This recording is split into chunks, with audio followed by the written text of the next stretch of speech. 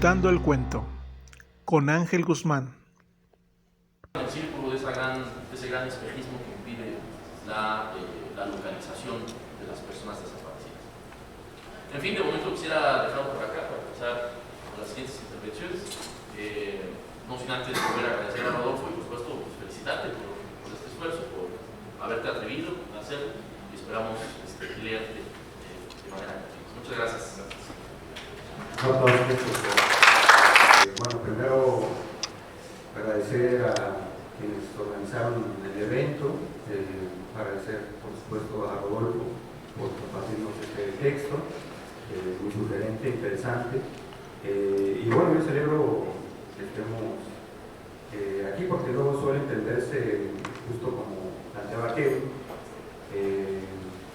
como esferas disociadas, ¿no? El escrito literario y el campo de las ciencias sociales, de las humanidades, cuando, bueno, infinidad de discusiones se han generado en este sentido, y es justo una de las cuestiones sobre la que quisiera centrarme, ¿no? Como ya muy bien puntualizó Kevin.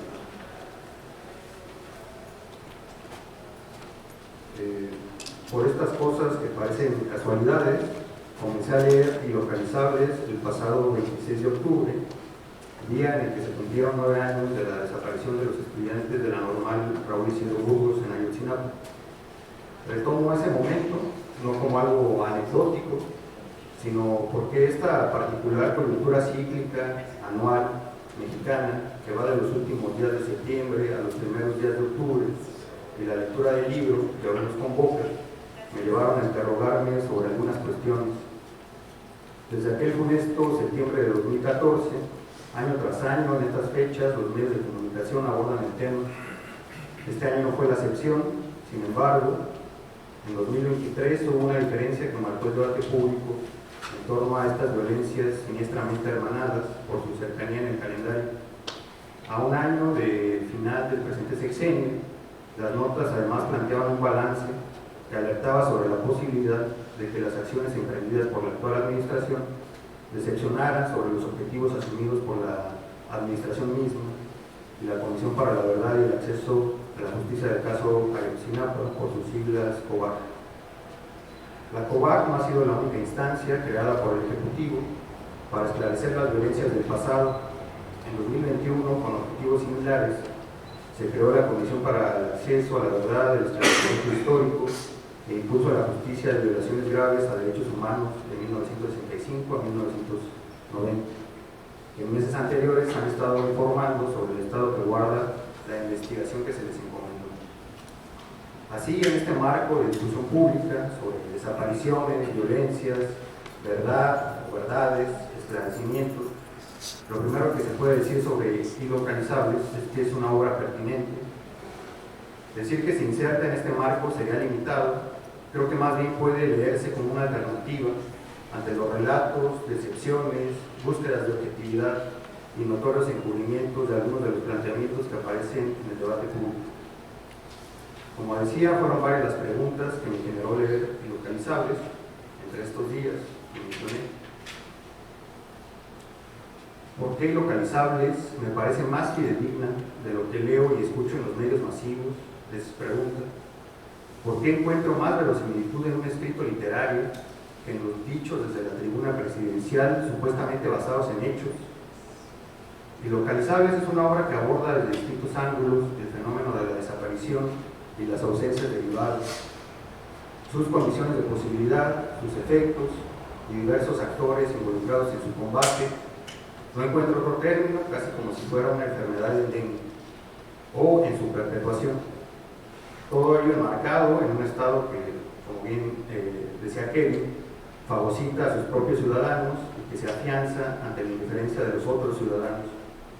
En efecto, resulta interesante el abordaje con sus distintos personajes, no me voy a detener en todos ellos, familiares de personas desaparecidas, un agente del Estado torturador, jóvenes que forman agrupaciones paramilitares, una colectiva de mujeres buscadoras. Del mismo modo encuentro sugerentes las alegorías del autor respecto al Estado, el soberano y los lobos, también ya Kevin anticipó algo de esto. Yo quisiera centrarme en una figura que me pareció muy significativa, y es la alegoría de la caverna. Al recuperar esta figura platónica, un personaje se refiere a la incapacidad de la sociedad para percibir la realidad que lo rodea, a saber, caer en cuenta de la brutalidad de las numerosas desapariciones. Pienso en cuáles pueden ser los factores para que esto ocurra, y sigo hablando de la novela, pero pues, cualquier parecido con la realidad pues, no es mera coincidencia, ¿no? Es que la desaparición se ha normalizado. Resulta escalofriante recordar que el relato de Platón, aquellos hombres de la caverna, creen en aquellas sombras porque están encadenados desde su infancia. Esto es porque nunca salieron de la caverna. ¿Qué pasará con quienes crecieron con esta brutalidad normalizada, que día a día vieron desapariciones, que no miran con extrañeza la desaparición de miles, no por la inmersión en la caverna, sino por la ominosa realidad que nos rodea, o quizás sea una caverna pues, que abarca todo? Como puede verse, el relato literario tiene notables conexiones con su exterioridad. Quisiera recuperar las interrogantes a las que me refería antes respecto a la verosimilitud del texto y la desconfianza ante las instancias oficiales de procurar la verdad. También aquí convoco al autor, quien ha publicado obras desde la disciplina de la historia. Diversos autores han llamado la atención sobre las tensiones, similitudes y diferencias entre la disciplina histórica y la literatura en general. Para aproximarnos a estas cuestiones voy a retomar algunas consideraciones de Hayden White y su obra Pasado Práctico. Evidentemente, pues no soy el primero en recuperar a White y esta obra en particular que se ha discutido mucho recientemente para hablar sobre estas cuestiones. White plantea la diferencia entre un pasado histórico, que es el que interesa a los historiadores y a veces solo a ellos, como, cito, una construcción y solo una versión altamente selectiva del pasado comprendido, como la totalidad de todos los eventos y entidades que una vez existieron y que ya no existen más, y la mayoría de los cuales no han dejado evidencia de su existencia. Fin de la cita. Y por otra parte, el pasado práctico, que es, cito, el pasado del que se aprovechan las personas como individuos o miembros de grupos para ayudarse a hacer evaluaciones y tomar decisiones en la vida cotidiana y en situaciones extremas, tales como catástrofes, desastres, batallas, juicios y muchas otras clases de conflictos en los que la supervivencia está en cuestión. Hasta ahí la cita. Entonces, mientras que el pasado histórico tiene un fin en sí mismo, y ahí radica uno de sus elementos de legitimidad, el pasado práctico tiene implicaciones en la cotidianidad. Es por esto mismo una suerte de pasado presente. El desprendimiento de la disciplina histórica del pasado práctico, siguiendo con White, tuvo que ver con un disciplinamiento del saber en el siglo XIX, que mientras la alejó de la retórica y la filosofía especulativa, la aproximó al saber científico y positivista. Sospecho que en el movimiento de Rodolfo Gamiño, en la publicación de una obra como esta, se encuentra la conciencia del límite del abordaje del pasado histórico. Hay una verdad que tal vez solo puede ser movilizada a través de la literatura. Es antagónica y mutuamente excluyente la verdad a la que arribamos con estudios empíricos y la que aparece en una obra como esta. Creo que no. Sin embargo, considero que los efectos de lectura, derivados de las distintas formas de procesar el pasado, de la historia como disciplina y de la literatura, son distintos. La objetividad, la lógica e incluso la retórica de buena parte de la disciplina histórica, a veces, aunque no siempre, neutralizan la brutalidad de los procesos estudiados. Por el contrario, en la literatura parecen movilizarse más elementos. ¿Cómo no indignarse por la desaparición de la hermana de uno de los personajes? Y estas preguntas también son sin hacer spoiler, como dice Kelly. Revelan ciertos elementos, pero también cuidadosamente ocultan algunos otros. ¿Cómo no sentir náuseas por las filias del torturador? ¿Cómo no emocionarse por el arrojo y tesón con el que las mujeres de la colectiva defienden su postura? Bueno, finalmente me parece relevante la publicación de una obra como esta, que convoca a hablar sobre algo tan real, tan aterrador y tan negado y soterrado recientemente como estos fenómenos. Y bueno, pues muchas felicidades. Doctor Francisco Robles Gil. Él es maestro en Historia por la Benemérita Universidad Autónoma de Puebla y doctor en Historia por la Universidad Iberoamericana.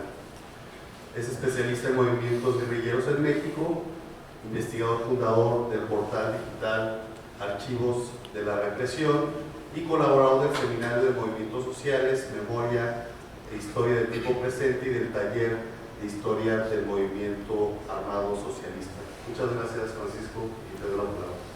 Muchísimas gracias. Pues es un gusto volver a estar en esta facultad. Desde hace unos meses estamos acá presentando unos coloquios y es un gusto estar con Gerardo, con Kevin y con Rodolfo, que es un colega de vida, ¿no? Bueno, ¿cómo empezar? Es que ayer pasaron muchas cosas que me saltearon, ¿no? Porque Ilocalizables es un acontecimiento, ¿no? Yo creo que un poco estudiar historia, por los que nos atrevimos a estudiar historia, sucede que es un gesto existencial, porque nos abre al tiempo, nos abre la existencia, y eso es pasado, presente, futuro, sucediendo en todo el tiempo. Y voy a leer un poco un pequeño textito y seguiré debrayando un poco. No, a ver, Ilocalizables invoca a Borges, ¿no? Hay una cita de Borges que dice, cita a Gamiño invoca a Borges, y dice: no nos une el amor sino el espanto. No, ahorita que van a ir a Argentina ustedes, también es la ciudad de la furia, son de estéreo, ¿no? Y Borges es este literato que nos enseñó que no hay diferencia entre escribir historia y escribir escritura, porque la escritura es la escritura y es la marca existencial, ¿no? Dice entonces, y esta presencia borgiana me lleva ahora a invocar a Néstor Brownstein, también es un psicoanalista argentino, exiliado, ¿no? A su colega de cubículo le pone una bomba. Fíjense cómo el psicoanálisis, cómo el aprender a hablar era una amenaza a la dictadura, ¿no? Un psicoanalista le pone la bomba y Néstor Brownstein se tiene que ir de Argentina llega a México, ¿no? Y Néstor Brownstein, ahora que decía de las infancias, Gerardo tiene, Néstor Brownstein tiene un libro que se llama Memoria y Espanto, o el recuerdo de las infancias. En ese libro, Néstor Brownstein se dedica a analizar los escritos de Borges, de otros escritores de sus infancias, cómo esas infancias marcan, cómo ese mito, y ahorita voy al mito trauma, no marca y cómo se reelabora a partir del lugar. Dice Néstor Brownstein, escribe en Memoria y Espanto, el pueblo de Francia, escribe: en verdad, nada de lo real es aterrador en sí, pues el terror es para sí un estado del alma.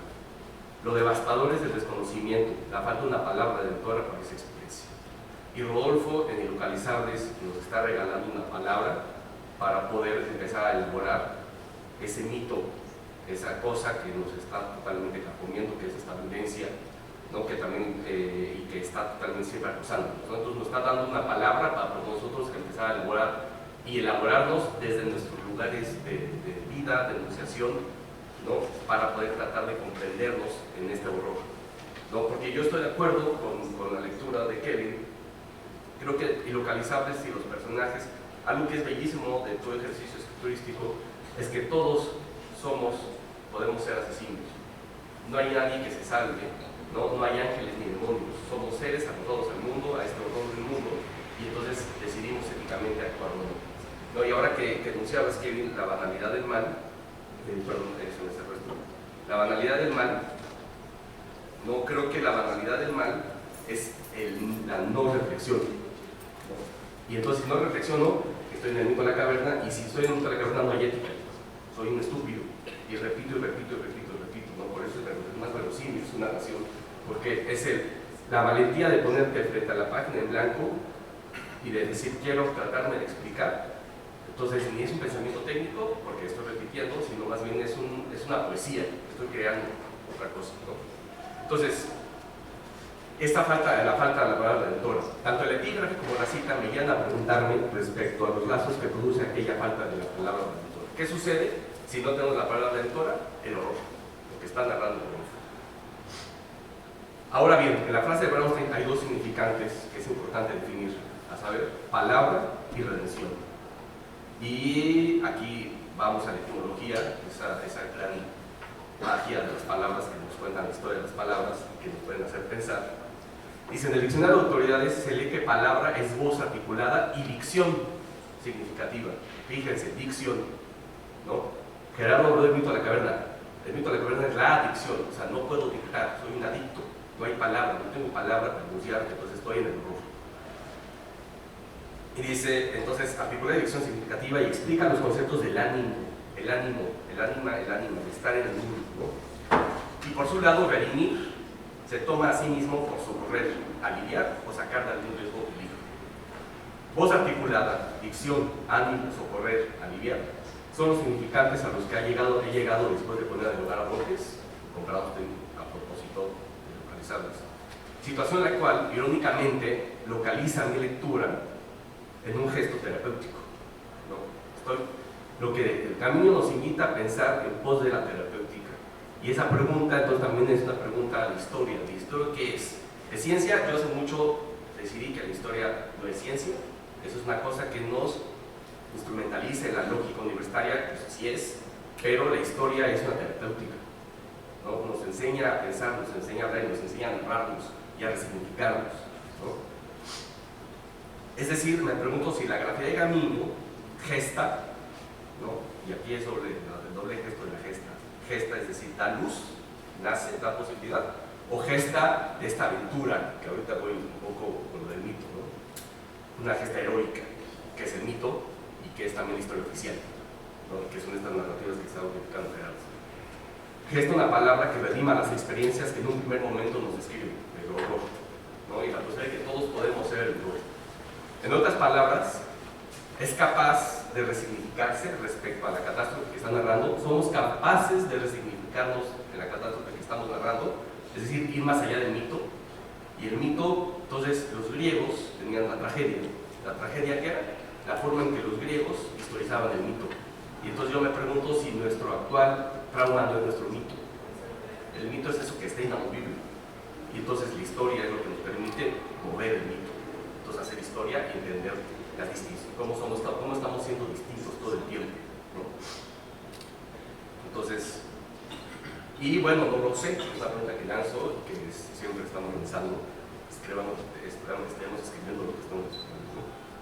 La escritura es vaciamiento y despresurización. Yo escribo porque me estoy muriendo y me estoy pudriendo y tengo que escribir, porque si no reviento, ¿no? Rodolfo, es el gesto, está escribiendo el horror. Pongamos a pensar el prefijo des. Es en el trazo que no cesamos de perecer. Heidegger es voy a la muerte. Entonces hay que aprender a morir bien. Y hay que aprender a morir de una forma ética, porque hacia allá vamos.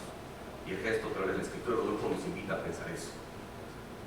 Puedo morir desaparecido, ¿no? Que es un horror, que ahí está el horror. Puedo morir de forma ética y asumir el horror. El gesto escriturístico, porque además hay suicidio en la novela de Rodolfo, ¿no? Y hay podredumbre en un tipo que es un periodista y que quiere ser ético, pero que se confronta frente a su cuestión ética moral, ¿no? Al gesto escriturístico le subías un carácter de despersonalización, de nuevo el prefijo des. Una vez más el prefijo. Y el prefijo des es negación o inversión. ¿Qué niega? ¿Qué invierte? En este caso te pongo a persona. Persona es máscara, personaje teatro. Y entonces el gesto resulta en un poner en crisis al yo. En un, iba yo a decir, fuera máscaras, pero no es cierto, siempre tenemos máscaras. Reculo y escribo en una cuenta de las ficciones desde las cuales referimos al mundo. Gamino hoy decidió escribir sobre el horror desde un formato de novela que es otra ficción, igual que la historia. Una tesis de historia es ficción porque es lenguaje. Nunca podemos acceder a lo real en sí, porque si es lo real en sí, es como el correcaminos que va viendo así en la caricatura, de repente va para abajo, se da cuenta que no se cae. Eso es lo real. No podemos ser lo real porque pues, somos animales de lenguaje. Si fuéramos animales, seríamos menos violentos, estaríamos en árboles comiendo lo que fuera, ¿no? Pero tenemos la maldición del lenguaje. Entonces, todo es esa ficción, ¿no? Es decir, ¿cómo elaboramos? Hagámonos cargo de nuestras ficciones, desde las cuales referimos al mundo, ¿no? Entonces, Ilocalizables pretende ser esa escritura, es decir, definas aquí escritura, escribir, y además es muy bonito pensar, porque tú lo escribiste en teclado, ¿no?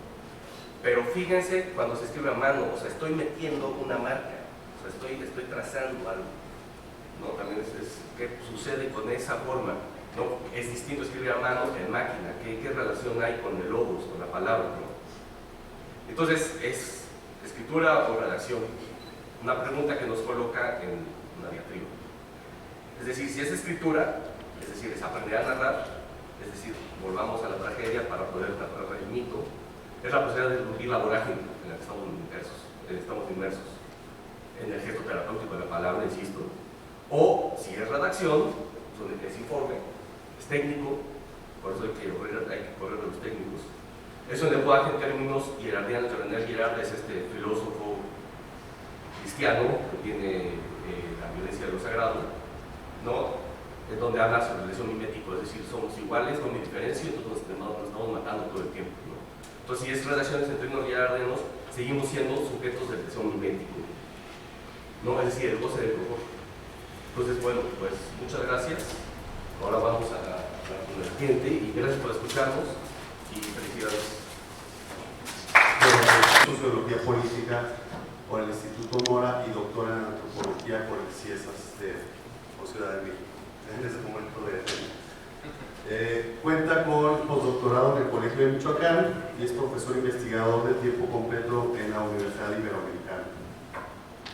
Es miembro del Sistema Nacional de Investigadores y los temas de investigación que abarca son historia política y social de México, el Estado, movimientos armados, militarización y violencia política, desaparición forzada, políticas de la memoria y el olvido. Entre sus publicaciones se encuentran Guerrilla, represión y prensa en la década de los 70 en México, Invisibilidad y olvido de 2011 y Frente Estudiantil Revolucionario, Antecedentes, Nacimiento y Represión 2016, entre otras muchas publicaciones y artículos en revistas de prestigio nacionales e internacionales. Muchas gracias, doctor Rodolfo, es un honor tenerlo en la Facultad de Filosofía. Le doy la palabra. Muchas gracias, Iván. Bueno, primero un agradecimiento a todas, a todos que se dieron cita, ¿no? Nos convocamos, que están aquí, que estamos aquí dialogando, escuchándonos, ¿no? Poder vernos. Bueno, un agradecimiento primero a ustedes que están aquí, por supuesto a la generosidad siempre de Kevin, ¿no? Además, gran amigo, colega, por siempre abrir este espacio que a mí me gusta mucho, ¿no? Que es muy bello, aquí la Autónoma de Querétaro, a su lectura, por supuesto Iván, Gerardo, Francisco, diálogos siempre permanentes, ¿no?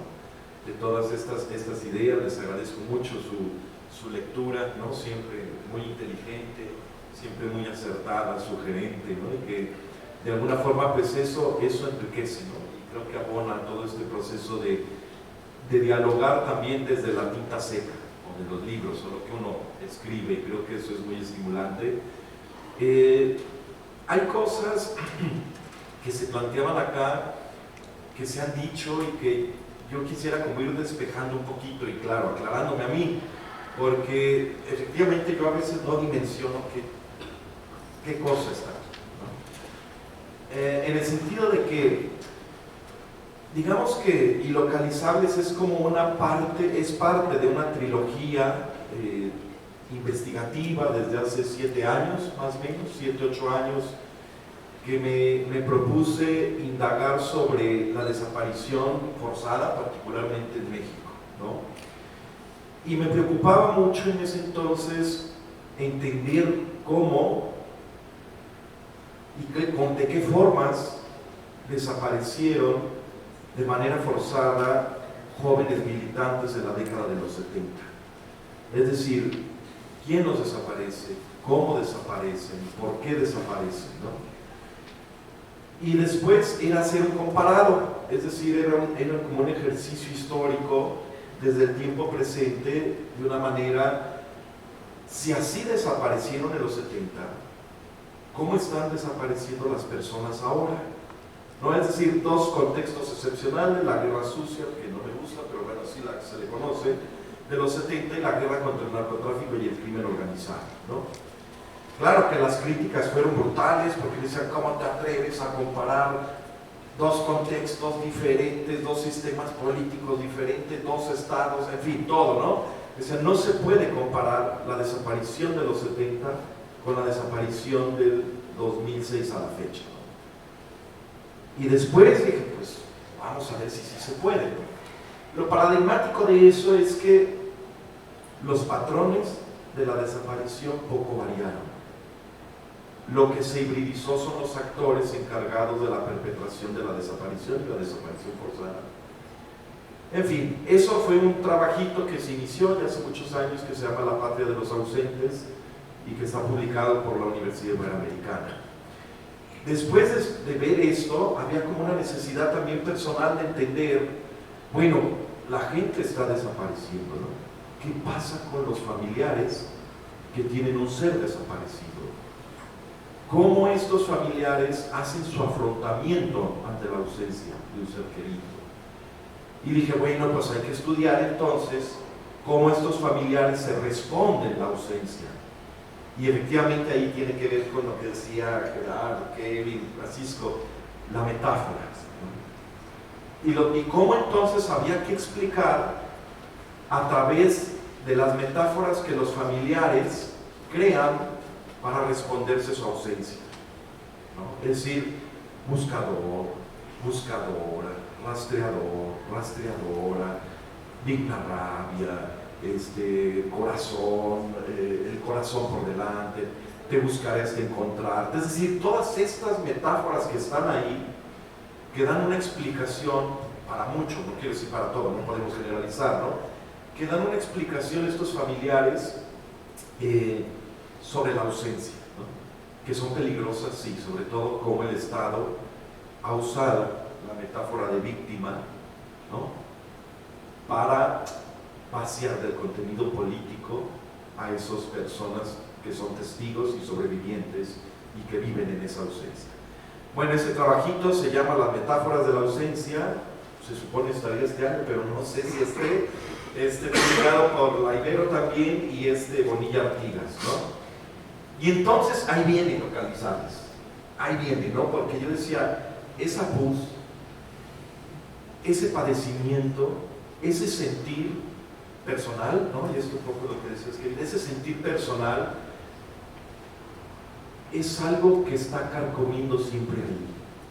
Porque efectivamente coincido enteramente con lo que decías también, Gerardo, y se decía acá, a ver, la narrativa tiene límites. Y si uno se cree el capuz de la academia, te quedas ahí, ¿no? Y está bien, no pasa nada. Puedes decir, yo me quedo en lo académico y no pasa nada. El tema es cuando los límites de la narrativa desde la historia y lo que no se puede narrar, es decir, lo indecible o lo inenarrable, y la ausencia personal, vivida, y las ausencias después de estudiar estos 7 años, 8 años, decía, perdón por la palabra, ¿qué cabrones hago con eso? O sea, ¿qué hago con eso? ¿Se puede narrar desde la perspectiva histórica, académica? No, por las implicaciones jurídicas, ¿no? Las implicaciones personales, que la academia muchas veces delimita desde la historia, o desde la sociología, la antropología, lo que sea, ¿no? Entonces, ¿qué hacemos con ese malestar, ese horror, ese padecimiento? Yo no sé, no considero, digo, es para mí muy sugerente el tema de novela, ¿no? Yo no creo que sea una novela, aunque esté estructurado metodológicamente todo como una novela, pero yo lo bauticé desde mi sentir como una narrativa realista ficcional. Y la ficción no como estética, ¿no? Porque después decían, ¿por qué los historiadores se ponen a hacer ficción, que se vayan a la academia y que nada? No es una ficción estética. Es esta tensión entre lo que puedo decir, puedo narrar, puedo nombrar, y desde lo que la academia no te lo permite. No sé si me explique. Por eso, efectivamente, el tema de las metáforas está cargado de metáforas, ¿no? Si vemos el índice, por ejemplo, empieza con estado Saturno. Y el estado Saturno es cuando te sitúas enfrente de la pintura de Goya, ¿no? Y Saturno devorando a sus hijos. Y es ese estado, hijo de puta, que se traga a sus hijos, los devora para que no lo castren cuando crezcan, ¿no? Es decir, ahí está una metáfora completa de un estado que desde la legalidad o la ilegalidad y ver la violencia no desde una perspectiva moral, hay que ir más allá. La violencia no es buena o mala, no es bonita o fea. La violencia es violencia y siempre casualmente tiene efectos positivos para alguien. Por eso se perpetra, ¿no? O sea, no es que la violencia sea bonita, es como decir, hay violencias feas, hay violencias bonitas, hay violencias... No, es violencia y tiene efectos positivos, ¿no? Y se teje ahí Estado Saturno, es decir, esa panorámica global de las violencias positivas que generan ganancias son unos pocos. Y los cuerpos están incrustados ahí, como un tema de despojo y de desecho, ¿no? Y luego viene uno que a mí particularmente también me gusta y lo sufrí mucho al escribirlo, que es el Leviatán y sus lobos, ¿no? Ese gran Leviatán, ¿se acuerdan? Y cómo operan esos lobos en un lugar donde se empieza a narrar un arroyo de aguas negras, pestilente, donde está la basura, están los desechos, están los escombros y están los cuerpos de mujeres flageladas ahí flotando. Una colectiva feminista que investiga los procesos de desaparición de sus lobos en la colonia, y justamente esos lobos están en su casa y son sus hermanos, los que también se encargan del proceso de la desaparición y de los feminicidios, ¿no? Y hay uno que a mí, debo confesarles, en la amistad que los deje, en la confianza, hay uno que a mí, después de haberlo escrito, yo regresaba y lloraba. Y es Las dos sombras. Y es lo que le da la figura a la portada.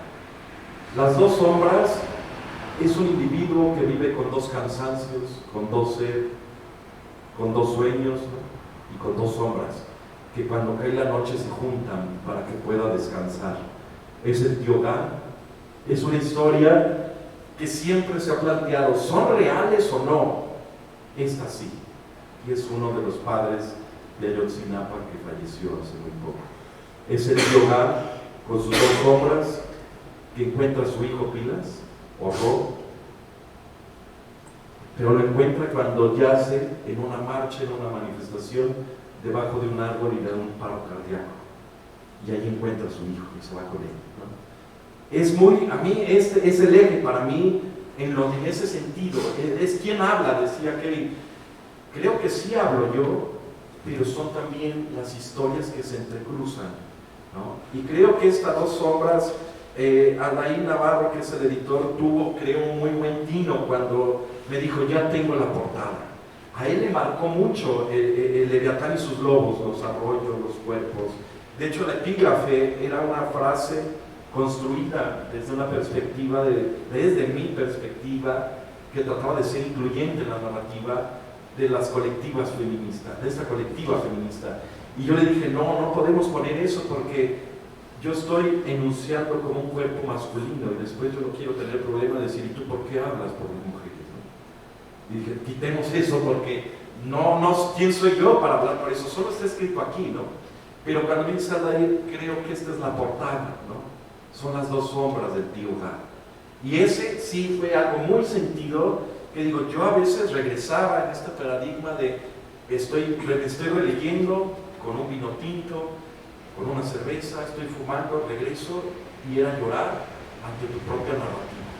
Es absurdo pensar, pero era muy sentido. Y en esto que decía, se planteaba acá, ¿quién escribe, ¿no? ¿Y quién habla? Y yo creo que ahí sí, como lo planteaba Kevin, un poquito de influencia narrativa. A mí siempre me gustó Dostoyevsky en el tema de cómo narra sus personajes. Siempre hace una galería teatral psicológica, ¿no? Dostoyevsky. Y algo que a mí me gustaba, y yo se lo compartía incluso ayer a Kevin, sí está Dostoyevsky ahí. Pero también, cuando regreso a esas influencias, a esa lectura, digo, pues no es solo Dostoyevsky, está alguien que me marcó mucho mi lectura desde una infancia muy lejana, adolescencia, que es Agustín Yáñez, por ejemplo.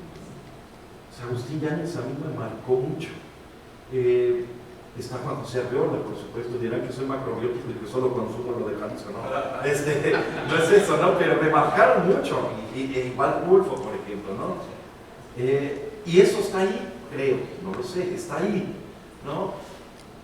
Y después entonces seguimos con las metáforas, ¿no? Dos sombras y luego los regresados. ¿Quiénes son los regresados? ¿Por qué regresan cómo sufren y qué sienten los regresados, ¿no?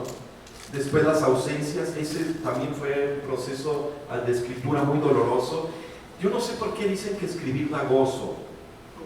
No, escribir se sufre. Es gozoso la forma en cómo uno escribe, quizá, ¿no? Con tu café, tu bebida favorita, tu cigarro favorito. Eso puede ser gozoso, pero escribir es también sufrido, creo yo, ¿no? Pero es el gozo, es el sufrimiento también, ¿no? Y hay un tema aquí después de las ausencias que viene la huida. Es decir, toda posibilidad, todo horizonte de expectativa, toda certeza, perdón por la palabra, chingo a su madre. Esto ya se fisuró, esto ya se lo llevó el carajo. ¿Sí me explicó? Eso está aquí, pues, está aquí. ¿Qué más? Pues, no soy nada. Ha sido muy grato poder estar aquí con ustedes. Nuevamente agradezco mucho a Kevin, a Francisco, Gerardo, Iván, a ustedes por estar aquí en este bello espacio que siempre ha sido muy generoso, creo, con su servidor, y me siento muy honrado de haber estado aquí compartiendo un poquito este ejercicio de lo que implica escribir, ¿no? Y yo creo que efectivamente debemos quitarnos ese capuz, que si la academia o no, que si historia o no, escribamos, ¿no? Al final de cuentas es eso. Y yo creo que se puede, por supuesto, hacerlo si nos salimos un poquito de esos márgenes de lo que es la supuesta que nos exige, ¿no? Y podríamos descubrir otras cosas que yo me descubrí quizá también aquí, ¿no? Que dije, eso sí, no sé si regresaría a estar contigo. Eso sí, no sé. Pero yo creo que sí, ahí viene algo muy bonito que platicamos, pero bueno, ha sido un gusto, ya no quiero abusar de su tiempo. Muchas gracias. Gracias. Bueno, me parece muy interesante lo que nos estaba comentando. Yo tengo una duda al respecto. En clase siempre, yo estudié comunicación y medios de licenciatura y estoy haciendo aquí la maestría, pero algo que pude percatarme de estando estudiando aquí y me parece muy interesante es la manera en la que se hace la historia, la manera en la que se escribe la historia. Y entonces al momento de estar compartiendo que utilizo otras herramientas creativas para poder profundizar más, ¿no?, en su texto, me parece muy interesante como historiador de base si no fue algo o no fue un momento conflictuante, ¿no?, en decir hasta qué punto estoy haciendo historia, hasta qué punto me estoy pasando, es catalogado histórico o simplemente estoy haciendo un híbrido, me estoy divirtiendo, se vale, no se vale, me importa la academia, no me importa la academia. Me parece muy interesante explorar eso. Sí, gracias. Perdón, tu nombre me dijiste. Paula. Paula. Ay, yo creo que estaba yo muy consciente que la academia no da para todo y no alcanza para todo. Y uno tiene como que identificar justamente para qué se alcanza y para qué no. Y la academia no me daba para que saliera esto, por muchas implicaciones. Lo problemático que era comprobar la seguridad de las personas, es decir, no se puede. Y justamente parte de ahí, ¿no? Es decir, si la idea es hacer historia o no, o narrar, pues lo narremos. Y yo creo que no tenemos como que tener miedo a atreverte a solo escribir, ¿no? Como decía bien Francisco, decía Gerardo, decía Kevin, escribamos. Pero no se aborta la idea de la historia, pues. O sea, detrás de esto y de estas metáforas, claro, hay lecturas, hay autores, ¿no? Por ejemplo, en esto que decíamos, ¿no? Está Desertó en todo el tema de la ausencia, lo presente, lo ausente, perdón, ¿no? Los itinerarios, el siempre buscar, el caminar, ¿no? Hay mucho aquí, pues. Pero claro, es una decisión narrativa y en mi caso podría decir que sí fue una licencia literaria. No quiero hacer historia, ¿no? Porque lo que ya en esas dos partes que comentaba antes, ¿no? La parte de los ausentes y las metáforas de la ausencia, pues eso ya estaba ahí. Yo dije, ya no quiero hacer historia. En la trilogía, ¿no? Decíamos, ya no quiero hacer historia, quiero hacer una narrativa diferente. de lo que desde la historia o la ciencia social no puede quedar ahí, no se pudo meter. Y fue una licencia literaria, sí, y eso, pero sin pretensión más allá de nada. O sea, podemos ahorita aventarlo y no pasa nada, y sí pasa, lo aventamos y pasan cosas. Es así, es votarlo, ¿no? Es ese acontecimiento. Y fue brutal. Pero es eso, es una licencia literaria, nada más. Muy gozosa, sí, pero muy sufrida.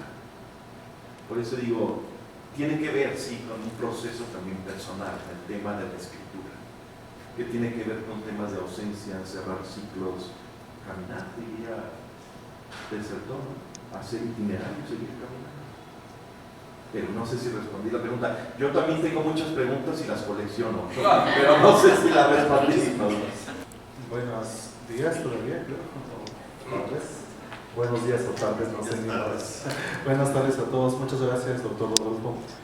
Yo personalmente, mi nombre es David, creo que desde que comenzaron a hablar y desde que vi también el título y localizables, durante toda la presentación, de hecho mi mente estaba divagando, como que estaba y no estaba, porque una fracción de mi mente estaba justamente pensando en las experiencias vividas, ¿no?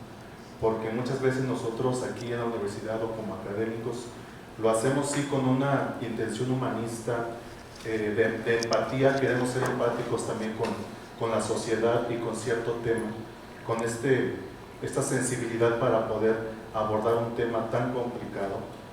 Pero también me quedaba pensando, por ejemplo, en alguien que es parte de mi familia, ¿no? Una hermana que justamente le desapareció un hijo, él era soldado raso, y estaba en Zacatecas justamente en esa época de mucha violencia con los Zetas. Entonces, durante toda la plática, pues pensando en alguien cercano a mí que ha tenido la triste, la traumática y desesperada, bueno, vaya, no hay ni palabras para poder expresar todo el inmenso dolor que nunca reposa, un dolor que siempre está adentro. Y justamente en el título, ilocalizable, ¿no?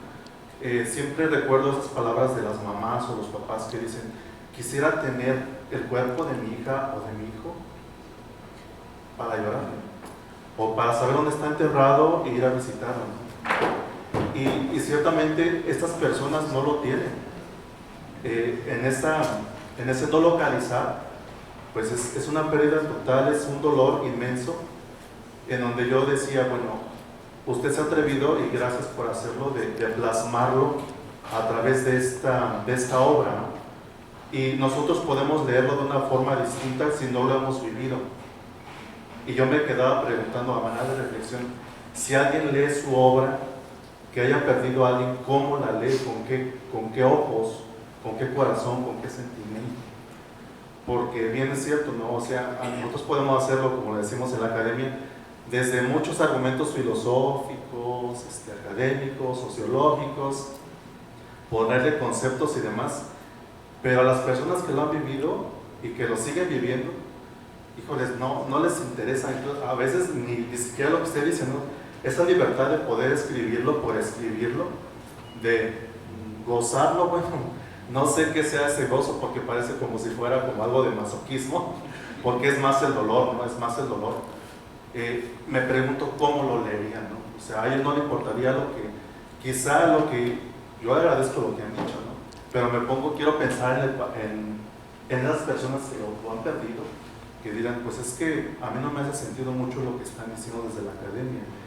Y creo que una reflexión a nivel presente es lamentablemente lo que vivimos en este país, que, o sea, creo que yo personalmente y muchos estamos hartos, o como decimos vulgarmente, hasta la madre, de este estado fallido, donde realmente pues ya no sabes ni qué hacer, ¿no? O sea, como padre de familia, como ciudadano de a pie, por tanta violencia que existe, por tanta insensibilidad. Y yo creo que desde la academia podemos hacer mucho también nosotros, de retomar ese tipo de temáticas, desde un enfoque sí muy humanista, ¿no? De decir, ¿sabes qué? No solamente escribo por escribir, escribo porque realmente quiero que esto tenga un impacto a nivel social, que sea también una denuncia, híjoles, pero también ya hasta unas palabras, ¿no? Como lo comentaban aquí también, siempre denunciando, y dónde están los resultados, ¿no? O sea, cuando hablaban del caso de Ayotzinapa, ¿no? Ya aparece todo un circo, ya aparece toda una situación en donde uno dice, pues es que esto parece que no tiene fin, o sea, pasa un año, otro año, administraciones, y nunca hay una solución, o al menos eso que dicen sus informes, sabemos que ya la palabra verdad está más que pisoteada, ¿no? Entonces son muchas cosas que en lo personal a mí me mueve mucho. Me mueve lo que comenta en el libro, quisiera leerlo, la verdad, por todo lo que vivimos, ¿no? Todos los días. Yo no soy padre, pero me quedo pensando en ellos, ¿no? O sea, la angustia que tienen ellas como madres, como padres, de saber si sus hijos regresan o no regresan a casa, ¿no? Y yo creo que es momento de que pues lo hagamos todos, a través de la academia, a través de denunciar, a través de, no sé, cuidarnos, ya no sé de qué forma hacer las cosas, pero sí que sea un levantar nuestra voz y decir, ya no queremos que exista estos ilocalizables, ¿no? O sea, realmente que todos nos encontremos y estemos ahí, y que incluso de todo eso que ha pasado, ¿no? Las desapariciones, que pudiera en un futuro realmente, a través incluso de la historia, de las ciencias sociales, encontrar respuestas, o sea, realmente que se pudieran hacer investigaciones, o sea, verídicas, o sea, realmente confiables, de decir, pasó esto, más que nada por el descanso de los que están vivos y de los que han perdido seres queridos, ¿no? Que digan, bueno, ya con esta investigación, y sé que hemos llegado a un punto en el cual ya descanso, ¿no? O sea, decir, pasó en tal año, en ese montón, en esa fosa, bueno, es muy complicado, yo sé que es complicadísimo,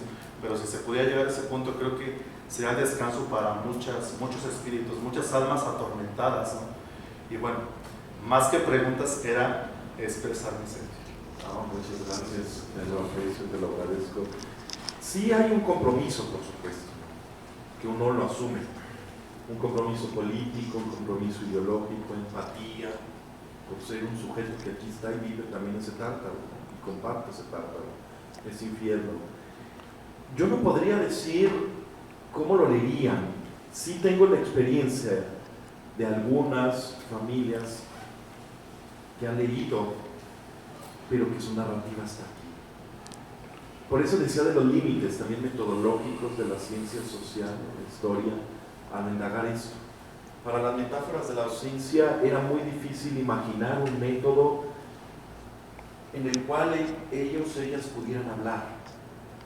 Y algo que salió muy bien, fue muy funcional, un poquito regresando a esta duda bueno, este comentario que nos compartías, es, esto no se puede trabajar en una entrevista, o sí se puede.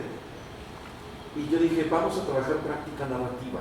Y viene un caso aquí, que a mí no sé si sea correcto decir me gusta mucho, pero es muy llega, muy profundo. Y yo me acuerdo que este es el colectivo de mujeres mamás. Fíjense, les planteamos algo que iba a detonar algo. Les dimos grabadoras, les dimos cuadernos para que hicieran práctica narrativa, no con preguntas.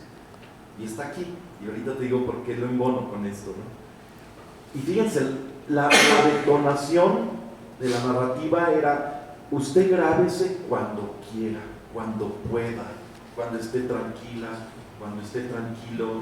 Usted prenda la grabadora y grábese. Haga un ejercicio de que en un cuaderno cada día escríbale algo a su ser ausente, porque va a regresar y él va a ver cómo se sentía usted. Y una detonación que iba ahí y que está acá, muy poderosa, que le planteé, le dije: respóndame algo, bien sencillito. ¿La ausencia tiene olor o no? Así. ¿La ausencia huele o no?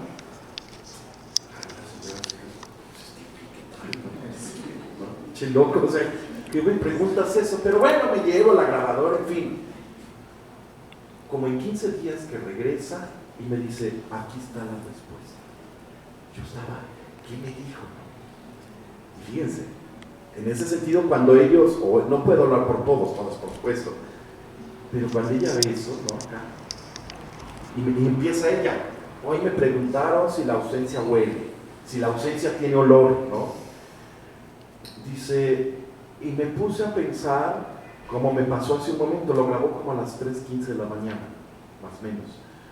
Dice, me pasa y me puse a pensar que es frecuente, tenía una hija desaparecida, es frecuente, y tocaba guitarra a su hija, es frecuente que a las 3 de la mañana me despierto y escucho la guitarra de mi hija en su cuarto. Dice, me levanto, dice, siempre a las 3, casi siempre a las 3, o cerca de las 3, ¿no? Dice, y lo primero que pienso es, a esa hora pasó algo, tendrá frío, estaba lloviendo, cenó, o ya llegó, porque ella oye la guitarra, ¿no? Cuando se despierta, ya llegó y no me quiso despertar porque a lo mejor llegó perturbada y se metió, ¿no? A su cuarto y está tocando la guitarra. Dice, pues yo me paro, dice, porque pues ya llegaste, ¿no? Ella grabándose, ¿no? Está grabando. Dice, cuando me voy acercando al cuarto, ya no se escucha la guitarra. Dice, sé que no está ahí, pero de todos modos, abro la puerta, prendo la luz, dice, y efectivamente no está ahí. Dice, cuando agarro una bufanda, una camisa, su luz, algo, y la huelo, dice, ya no huele a ella. Dice, ya no, o sea, si huele la ausencia, dice, porque ya no huele a ti. Dice, pero ¿a qué huele? Huele a humedad y huele a polvo. Y ella me dice, la ausencia huele a humedad y a polvo, porque borra la esencia de un cuerpo que está ausente. Y cuando me dice, así huele la ausencia huele a polvo y humedad. Bien. Y claro, eso tiene que ver con estas implicaciones que me han dicho, ¿y por qué no hay nombres? Y a la gente le incomoda no leer nombres, ¿no? Porque todo es lu, fa, ma, jo, ga, ro, so, g, f, n, ¿no? Y dice, pero ¿por qué no hay nombres? Y acá dice, ¿no? En apariencia las personas que fungen como protagonistas no tienen nombre. Innecesario, cuando su experiencia puede replicarse en los testimonios de Juan, José, Ramiro, Clementina, etcétera, etcétera.